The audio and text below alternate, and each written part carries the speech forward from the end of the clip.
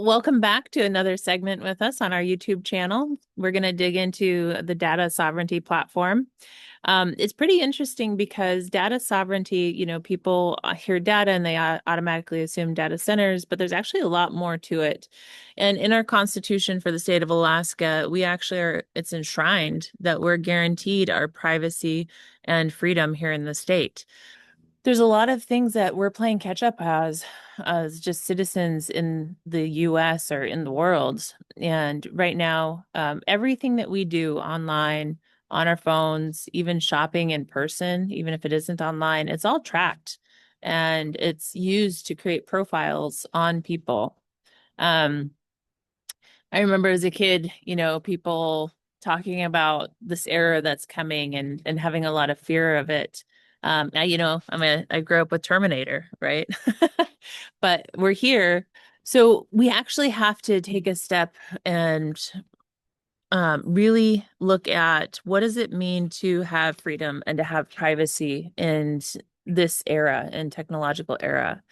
Um, we do not have the laws to protect our citizens in place. And one of the things that we need to work with the legislature with is in the first 30 days, creating a commissioner of technology and data science. And when we're looking at that, we're looking at how do we keep our citizens safe, online. There's a lot of things that we can't protect people from, and especially can't protect people from themselves.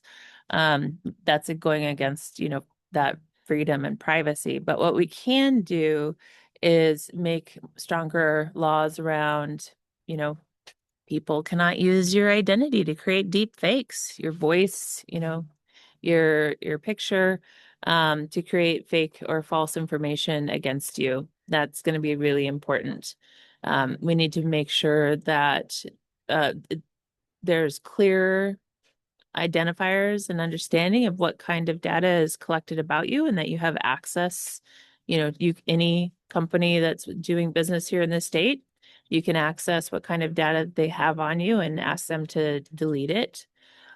We also need to work at creating laws and policies that help to protect us against the massive mega data centers and AI data centers that are going in. There's a lot of fear around that, and rightly so. I mean, they're so huge. They create so much heat that they're actually changing the weather system around them. They're changing the environment around them. And they're creating so much noise that it's driving animals and people crazy. They're polluting water. And I've actually been looking into this, as my president of Yakutat Kwan, I've been working with issues at a community level, rural community level. And what I've come to find is, especially working with an Indigenous data group, international Indigenous group that are technologists, as well as scientists on research projects like the Glacier Research Project, and really having these conversations about what's the future of our communities. And we have this interesting thing where people do not realize that we're so insecure with our data. It's all pretty much kept outside of the state on these massive servers and cloud databases. And so if we get cut off, we don't have access.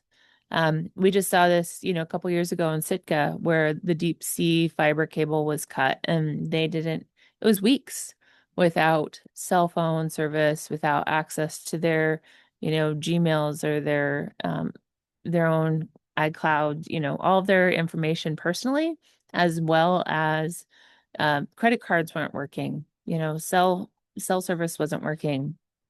So it pretty much shut them down and put them in the dark ages.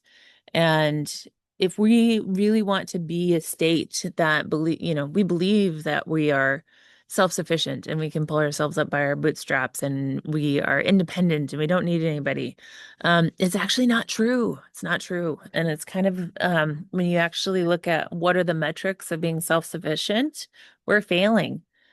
We are woefully behind in the diversification of our economy. We ship in 95% of our food and goods.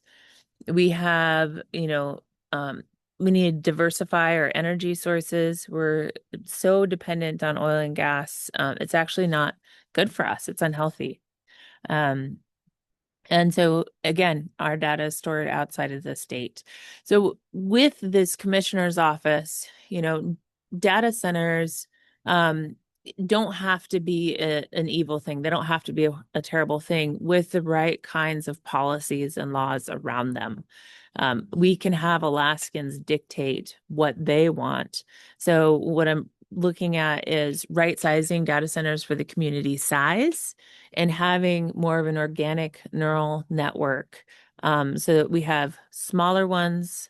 And with this like I said, this group I'm working with, this technology, they're going to be closed systems, water cooled.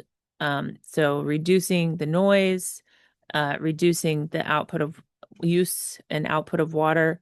Also working with an elder in Edmonton who has a water system based on traditional ecological knowledge that creates living pure water. It's been tested by the University of Alberta, pretty much 9 log, the purest you can get. And that's exciting technology to pair with these smaller data centers. Also looking at the software underneath of them.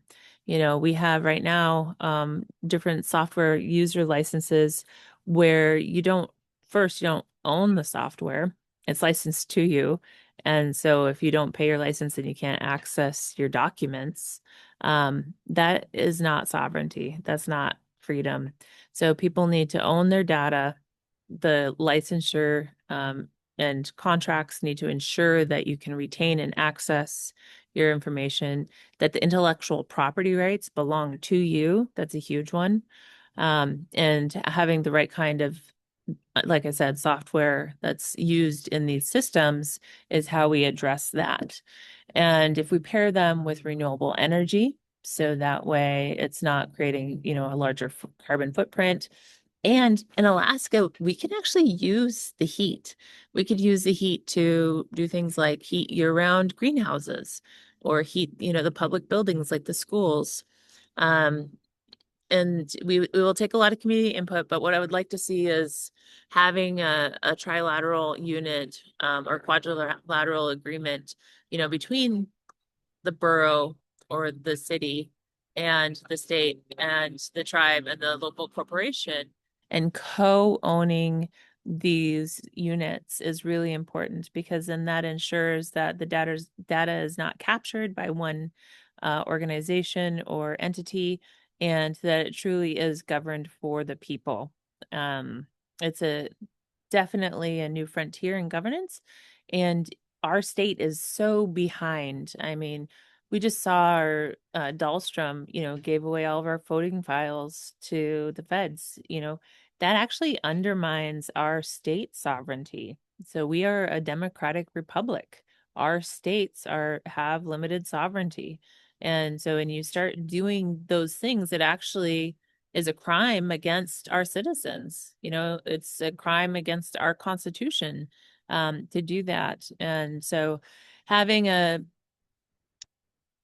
better, like ethics and understanding amongst the leadership is very important, as well as having good, data hygiene practices and enshrining in our Constitution, language. And again, that has to work with the legislative group, but language that our people own the rights to their own image, their own selves, copyright basically, of your name, your voice, your looks. And that would even help us against, online theft of your personal information. So I could keep rattling on. It's huge. It's a huge to unpack. But if we do this on our own terms, then we will be better off. If we do not proactively move forward, we are going to end up with massive data centers that are farming you, the citizen, for information and your personal data, profiling you and using you against your will and against your benefit. So we have to take control of that.